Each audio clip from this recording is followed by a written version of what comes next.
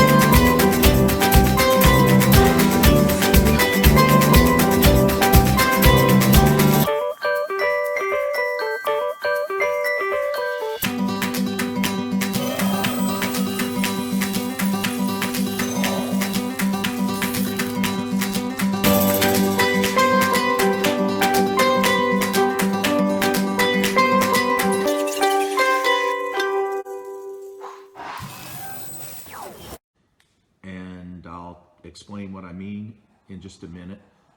And for those of you that do not know me, I've been involved in network marketing 41 years. I started full-time in this business 28 years ago when I was bankrupt, broke, sold a junk truck to get started, and put $200 into my business. Been full-time ever since. If you have to work from home, there's nothing like it. I'm loving it. And I'm going to acknowledge some great people like Mindy. How are you, Mindy? Good to see you in New Jersey. Hope you're doing well. Yeah. Oh, really? You were just listening to my songs. Wonder which CD. Well, thank you. I hope it was okay. Thanks. Rocio in California, good to see you. Who's out there? Okay. I don't know if any of you saw my crazy video yesterday. I posted that to be vulnerable, just let you see what happens sometimes in my life. My ribs. I think I may have broke some of those. My upper left side is, if I cough or if I breathe deep, it hurts. So, not sure what to do about that because I Googled it and it said, for the next month, don't pick up anything heavy. I don't know.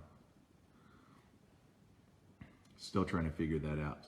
Suji from Texas, good to see you. Howard, good to see you in Canada. Nice to see you in Georgia, New York City. What's happening, George? Good to see you. And yeah, so I hope everyone's had a good week.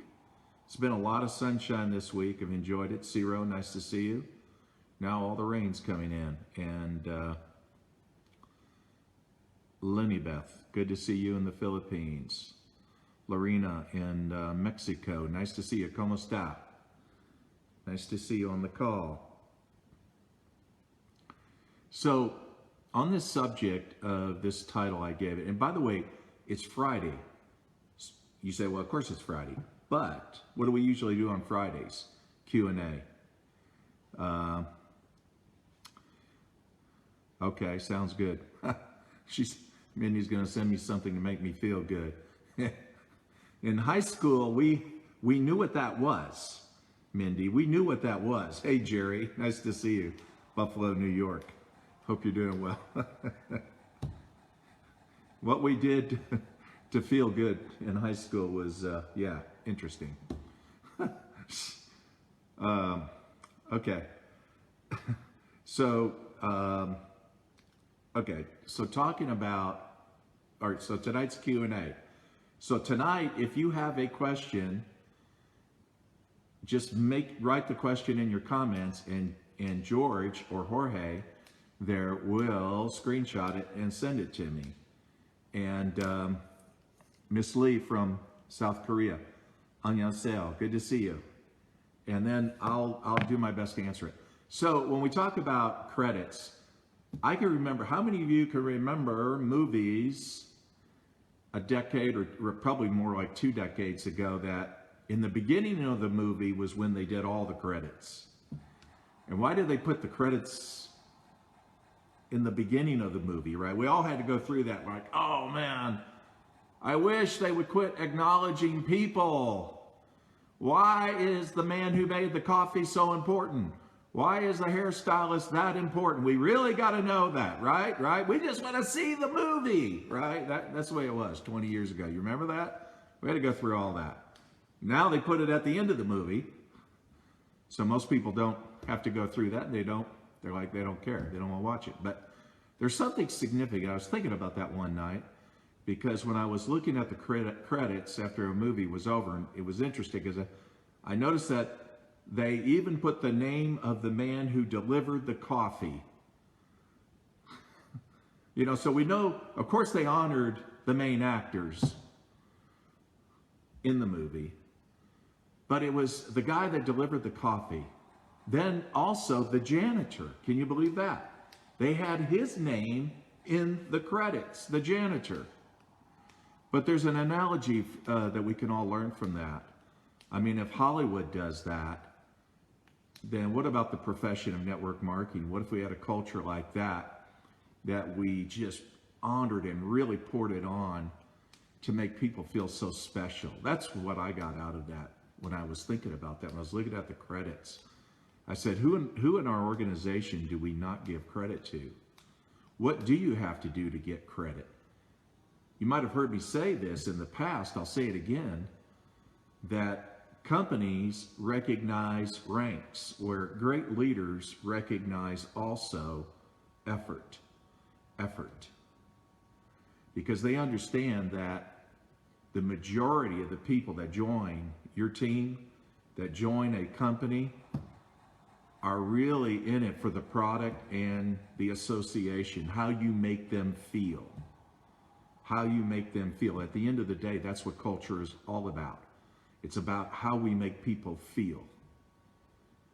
It's, you know, so if the training is, and it's true, in the past it's always been this way, where the training and the recognition is more geared for the top producers, the higher ranked leaders of a company, we see today that so much has changed now. And a lot of the companies that are doing very well out there understand that the majority of the people out there are the grassroots. So in the past, we've talked about the 80-15-5, where 80% of the people that join your business are just joining to use the product and make an extra $500 a month. That's what they want out of it. They want to feel accepted. They want to feel valued.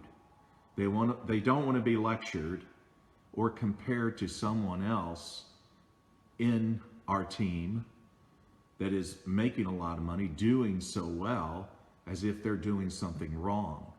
It's amazing how you can have people that even earn thousands of dollars, and that's acknowledged as like nothing because somebody in your other leg or in your team is earning $20,000 a month.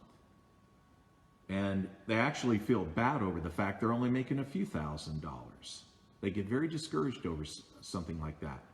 So when we think about who we give credit to, we have to honor everyone on the team, but especially we have to pay attention to the people in our team that, you know, maybe we just don't think they have that much value, when in fact they do. We have to also understand that most people, it takes time for them to wake up. I can remember when I was a hobbyist in network marketing, my first 14 years, and when my circumstances changed, that's when I took it seriously. How would you like to have people on board in your team just like that? Their circumstances have changed, and we've seen how COVID has changed a lot of things. a lot of things. So a lot of the people that were secure in their businesses or their jobs, that's going to be shaken up. So that's why we need to pour that on now, not hope to get them again if they quit, because chances are they're not coming back. They might go to another company, but they're not coming back with your company or with you. And that would be really unfortunate, really would. So one thing that I think too is, and I've seen this over the past, is that, sometimes you can feel, even if you are a producer, undervalued in the sense that you might have somebody down in your organization, he could be several legs or levels down, doing a lot, producing a lot of volume, and then sometimes people think, well, you got lucky. Don't worry about it. Don't worry about what other people think. Here's the thing about that. Most compensation plans, matter of fact, all, are designed that you have to rank up and qualify on more than one leg. I think everyone understands that. So even if you have a big leg, it doesn't matter. The fact that you established other legs that are producing enough volume to get you ranked where you are means that's intentional. That's not luck. I understand sometimes somebody can sponsor somebody, bring them in, and they didn't know they were going to do that great, and they took off and did great, and then they never sponsored anyone else. Yes, I understand that. But we're not talking about that. We're talking about for those of you that are really working hard. Just don't worry about it and don't sweat the small stuff. If you're not getting the kind of recognition you want, at the end of the day, I don't care how great you get in this business. And I've been doing this for full time for 28 years. There's nobody that's going to build statues of me or write books about me. I'm not concerned about that. What I'm concerned about is just giving value, taking care of my family, taking care of my friends. That's why we got in this business. But tonight, now, I'm going to see if no one has a question. I am going, nothing from George. So again, but the one thing that I want to make sure that you do is, again, recognize those people in your team that are making that effort. They're trying hard. They're in the game with you. They haven't quit. They're in the game with you. They have great value. Give them your time. I remember one time when I would even go over reports when it's, like the last day of the month. And some people would be very close to a ranked position. And I call them and say, hey, don't know if you know this, but you're this close. I mean, all you got to do is walk over the finish line. That's it. You don't even have to run anymore. They're like, oh, really? Really? They just weren't paying attention. I remember one woman I did that with many years ago. Anyway, but I reached out to her. She lived in LA and she was involved in acting. So that was her profession. I didn't know her well, but I looked at her report and I saw a phone number and I saw, hey, she's just 300 points away from a new rank position. And I called her and I said, hey, I don't know you, but I thought I'd let you know this. And she's like, what? Really? I didn't know that. Well, heck, I'm going to take care of that now. It turned out that her father was the governor of Louisiana. Yeah, and she was an actress living in LA, doing, just what they do, looking for opportunities to be in a movie, and that's what she did. And matter of fact, I had a chance to fly out there and stay in her home and get to know her and some of the people there that she's involved with in acting and producing, and it was really interesting. It's interesting when you get into your reports and you start reaching out to people and find out who they are. Really. And so I appreciate that, all of you. Tonight, if this is Friday night, those are my thoughts that I just want to leave with you is start reaching out to others, start making them feel warm and fuzzy, and give them some love, make them feel good. and watch how your team will grow. It's amazing how just some nurturing, just some love on your people, and then watch them take off. I've seen this. I've been doing this for 28 years full time, and there's nothing like it. It's nothing like it. So I appreciate all you guys. Just want to give you a shout out from my home this evening and say hello. By the way, I will say this though. I talked to Gordon Hester, very interesting man, very credible man. He's involved in Direct Sales Association, DSA workshops. Does a lot. He's an incredible guy. But anyway, the question we were talking about was the FTC. Why have we not seen any activity like of hostility towards some network marketing companies?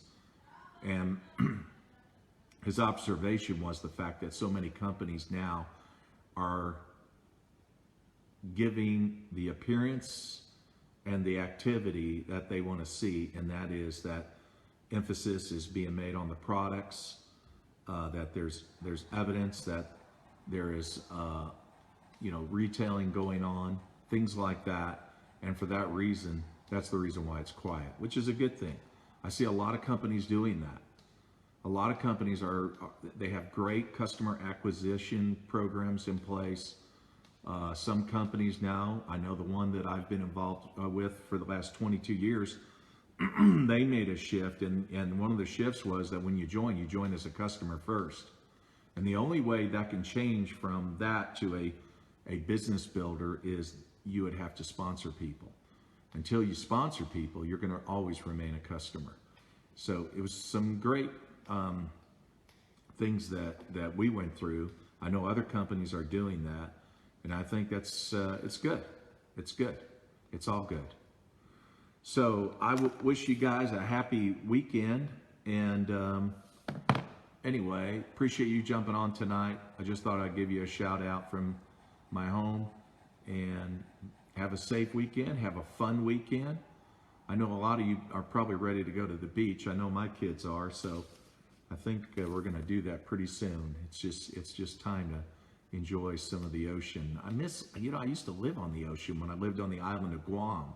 5.5 years. It was beautiful. I'd go out on my balcony, look at the ocean, the tide coming in. Just loved it. Man, I miss it. But anyway, thanks for tuning in tonight. Love all you guys. Talk to you later.